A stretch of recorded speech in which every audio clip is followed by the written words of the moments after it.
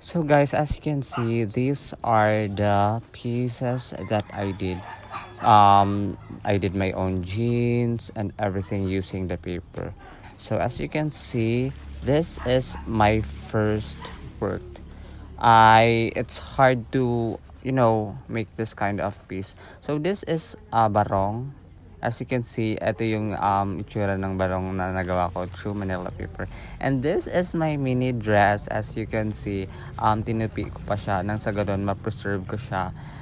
It took hours and days to finish this paper dress and jeans.